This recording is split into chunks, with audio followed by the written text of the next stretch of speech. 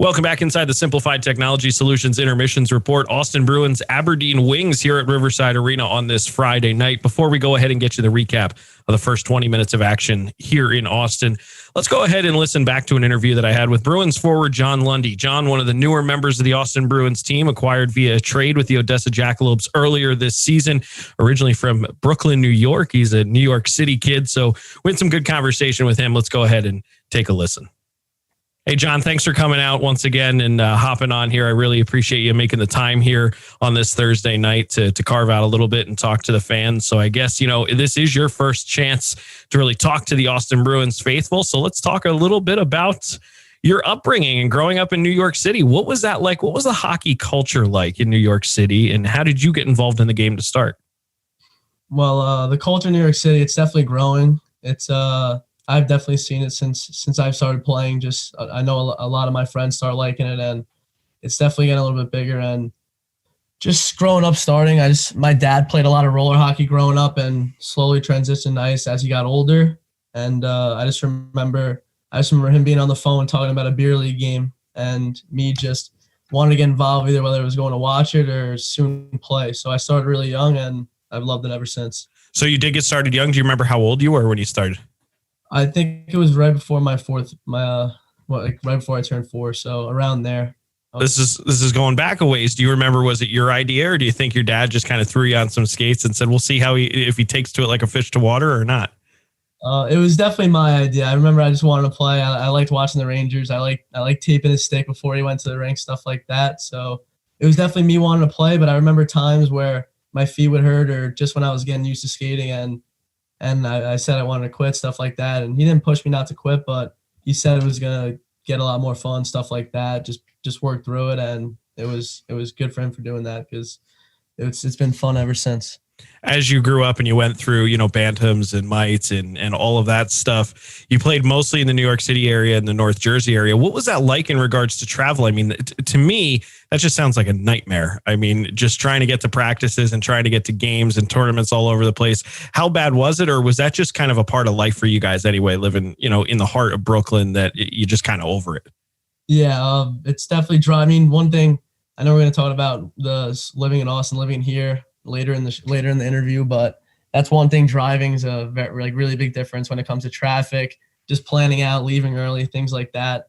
And God bless my parents. They really did all the driving. I played 5 minutes away from my house until I was around 12, 13, and then pretty much there until juniors. I had to travel on the way there with traffic around an hour and a half, on the way back without 50 minutes. So I wasn't driving, so it was all my parents. I was usually just sleeping in the passenger seat. So God bless them for doing all that. And you brought up juniors, your first years in juniors, you spent some time up in the BCHL. What brought that on? You started with Tri-City, if I'm not mistaken, in the USHL last year before ultimately landing in the BCHL. What made you want to go to Canada and just leave the United States to go play in the BC? Was there a connection there, or did you just not even care? You're just like, wherever I'll go play, I'll go play. Well, there actually was a little connection there. When you switch leagues, especially like in different countries, you can't really trade. You just got to get released, and you get to really choose where you play. So it's kind of a unique situation. And I had a good friend. His name's Primo Self. He was at Tri-City with me for training camp. He ended up playing there for the start of the season, and things really didn't work out in Tri-City, just playing time, things like that. They had an older, deeper roster.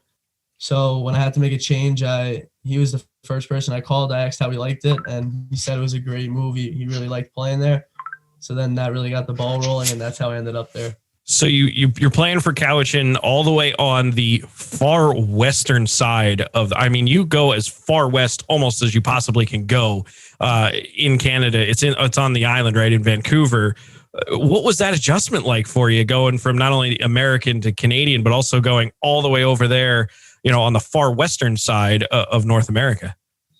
Yeah, it was pretty big. The biggest thing for me was just that climate over there. It's always rainy, and especially during the winter, and that's like right around when I got there. So as soon as I got there, it was pretty much like maybe a day of sunlight, but for a good amount, just like 2 months of rain straight, no sun. So that was a pretty big adjustment. But other than that, it was really just, junior hockey. It's always the same. You get your billet family, your teammates, stuff like that. So those things weren't that crazy, but that was really the only thing. Then you start this year, you're down in Odessa, you're with the Jackalopes, and then all of a sudden you get word that you were traded to the Austin Bruins. It would have been midway through the season, but at this point with COVID, it was kind of at the start of the season, really. You only had, a handful of games under your belt in Odessa. What was that like, being called into the coach's office and being told, hey, we're going to send you to Austin, Minnesota? What was that whole process like? Were you blindsided by it? Were you kind of excited? How did you feel?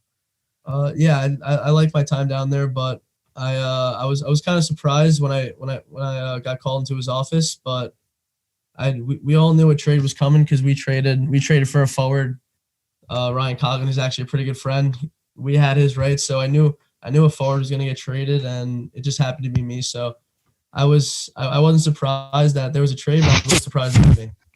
Yeah, it was actually Coughlin who was here in Austin. We had his rights originally, traded him to Odessa, and it was kind of a player to be named later situation. And ultimately, you ended up being the player to be named later. Did you drive up from Odessa? Did you have a car down there, or being so far away from home, did you not have a car? No, yeah, I don't have a car here, and okay.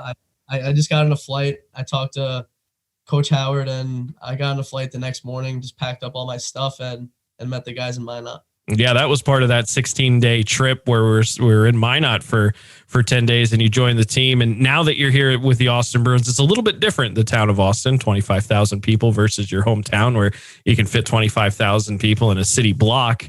How you adjusting to that lifestyle compared to growing up in New York City? Yeah, I mean, like last year was my first year, so that was the adjustment right there, especially in Nebraska. That was my first place. So I'm kind of used to this small town a little bit by now, but it's nice to just get away and just see how other people live. Not that it's that big of a difference, just little things, getting to experience different things of life. That it's nice. I really like it. You've already got your commitment to UMass, so you're set and ready to go whatever that time might come. So what are some goals that you're hoping to accomplish this year with the Austin Bruins when you get out there on the ice every night? What drives you to be the best player you can be when you step onto the ice? It's I just want to win. It's not really like a personal thing. I just want to do what I can to do to help the team, and whether it's a different thing every night. I just always want to compete and just do whatever helps the team best, whatever it is. You're one of the grittier players that we have on the team. I love watching you go into the corner. You're not the biggest guy on the team, but man, you just bowl into some people. It's a lot of fun watching you play. You play hard. You're a true embodiment. I'm from the East Coast as well. I'm from the burbs outside of Philadelphia. So I understand the East Coast mentality and I understand the grit and grind, and you are the personification of the New York style attitude. It's a lot of fun watching you play, and we're really happy to have you here in Austin.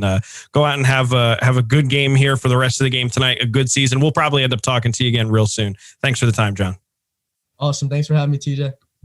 That was Bruins forward John Lundy. Stay tuned. We got plenty more coming up on the Simplified Technology Solutions Intermissions Report after this.